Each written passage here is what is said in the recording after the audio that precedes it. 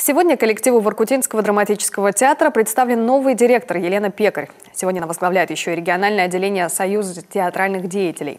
Как официально поясняется, отношения с прежним руководителем, заслуженным артистом России Виктором Ножкиным прекращены в конце прошлого года в связи с истечением срока трудового контракта. Министр культуры региона Сергей Емельянов назвал эти перемены давно назревшими. Отчасти, как считают наблюдатели, этому мог способствовать затянувшийся конфликт между коллективом и персоналом театра. Имелись даже случаи срыва репетиционной деятельности по новым постановкам. Решение было принято в пятницу. Приказ о назначении Елены Александровны подписан в пятницу. 19 февраля она заступает на работу в Воркуту.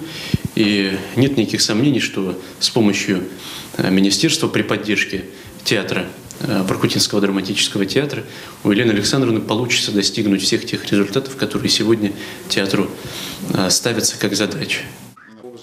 Елена Пекарь по задумке, как уроженка Воркуты, должна внести в жизнь храма культуры новую струю. Все условия для этого есть. В прошлом году учреждение пережило масштабное техническое переоснащение. Так, например, отныне декорации стало возможно менять прямо во время спектакля.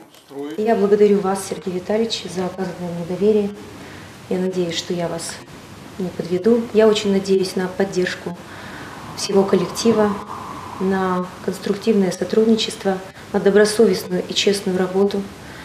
Я очень надеюсь на помощь города, тем более, что я уже словесно получила положительное одобрение. Я очень надеюсь на взаимодействие с творческой интеллигенцией города и, конечно, на помощь нашего Министерства культуры.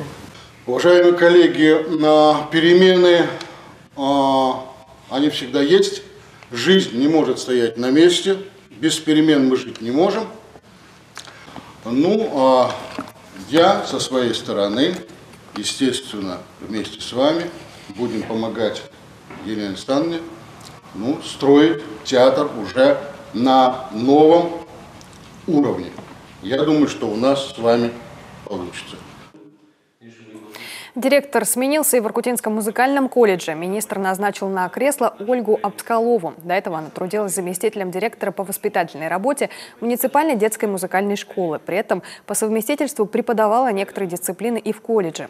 За что в прошлом году удостоилась почетной грамоты министра культуры Коми с формулировкой «за высокие результаты педагогической деятельности».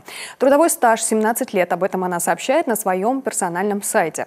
Кстати, ведет она его, как сообщает на главной странице, для педагогов музыкальных школ и школ искусств, учащихся и родителей. Там собрано немало профессиональной и методической информации.